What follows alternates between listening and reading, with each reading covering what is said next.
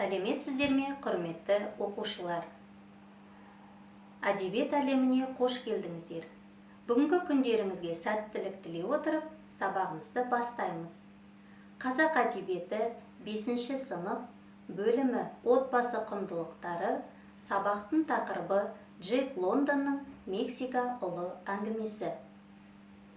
Сабағымыздың мақсаты көркем шығармадағы кейіпкерлер портреті мен іс-әрекеті арқылы образын ашу, көркем шығармадан алған әсерін сипаттап, авторға хат, өлең жазу. Сабағымызды бастамас бұрын бағалау парағымен таныс болыңыздар. Бағалау критерийлері: шығармадағы кейіпкерлер портреті мен іс-әрекеті арқылы образын анықтайды, шығармадан алған әсерін сипаттап жазады, авторға хат, өлең жазады. Бірінші тапсырма бойынша дескрипторымыз әңгіме желісін түсінеді, 1 ұпай. Сюжеттің құрамдас бөліктерін анықтайды, 1 ұпай. Екінші тапсырма бойынша кейіпкерлер портретін суреттейді, 1 ұпай. Іс-әрекетін анықтайды, 1 ұпай. Үшінші тапсырма бойынша кейіпкерлерге тән қасиеттерді біледі, 1 ұпай. Шынайы өмірмен байланыстыра отырып, түйінді ой айтады, 1 ұпай. Төртінші тапсырма бойынша хаттың құрылымын сақтайды, 1 ұпай. Авторға хат жазады, 1 ұпай. Барлығы 8 ұпай. Бүгінгі сабақта меңгеретініңіз: көркем шығарманың мазмұнын меңгересіздер, кейіпкерлер портреті мен іс-әрекеті арқылы образын анықтайсыздар, шығармадан алған әсерін сипаттайсыздар, авторға хат, өлең жазасыздар. Бағалау критерийлері: шығармадағы кейіпкерлер портреті мен іс-әрекеті арқылы образын анықтайды, шығармадан алған әсерін сипаттап жазады, авторға хат, өлең жазады. Бірінші тапсырма: сюжеттің құрамдас бөліктерін анықтаңыздар.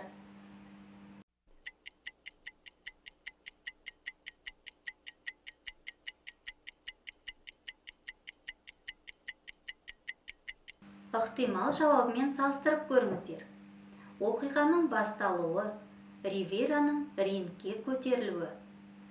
Оқиғаның дамуы: Ривераның қарсыласынан ауыр соққы алуы.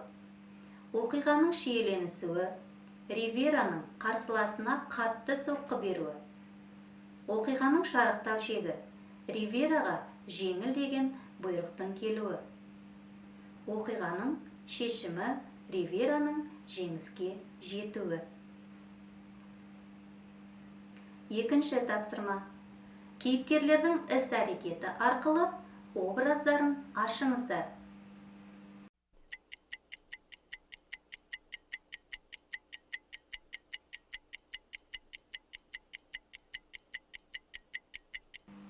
Олай болса, балалар, дұрыс жауабымен тексеріп көріңіздер. Ривераның портреті қара торы, арық денелі, 18 жасар жас жігіт. Шаршап шалдығуды білмейтін, кез келген соққыға төтеп бере алатын төзімді спортшы. Іс-әрекеті: рингке елі үшін шықты. Дэннидан қатты соққы алды. Көз алдына елін елестетті. Жігерленді, жеңіске жетті. Дэнни өте ширақ, күш қайраты денесіне симай тұрғандай көрінетін 24 жастағы кәсіби боксшы. Іс-әрекеті: ақша үшін рингке шықты. Ривераға қатты соққы берді. Риверадан ауыр соққы алды, соңында жеңілді. Келесі тапсырма, балалар. Әңгіменің негізгі идеясын анықтай отырып, кейіпкерлерге тән жағымды, жағымсыз қасиеттерін анықтаңыз. Шынайы өмірмен салыстыра отырып, ой түйін жасаңыз.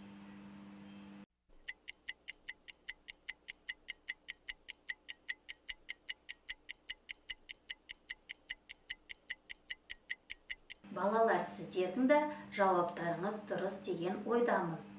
Әңгіменің негізгі идеясы әр уақытта әділдік жеңеді. Кейіпкерлерге тән жағымды жағымсыз қасиеттер: Ривера – әділдік, Дэнни – әділетсіздік.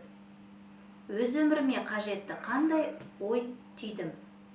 Әрқашан әділдік әділетсіздікті жеңеді. Келесі 4-ші тапсырма, балалар. Авторға хат стратегиясын қолдана отырып, авторға хат жазамыз. Хаттың кіріспе, негізгі, қорытынды бөлімін сақтай отырып жазамыз.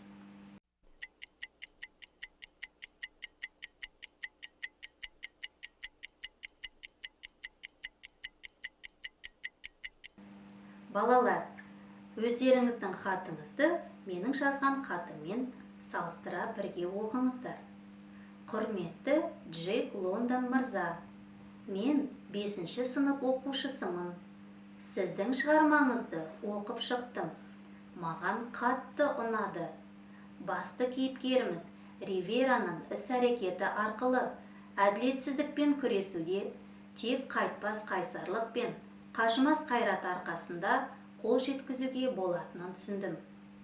Қуатты күш ақшада ғана емес екенін, қуаттың күші адамның жүрегінде, өзіне деген сенімінде екеніне көзім жетті.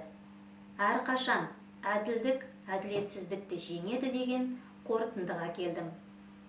Біз сияқты болашақ азаматтарға үлкен тәрбие берер шығармаңыз үшін сізге үлкен алғысымды білдіремін.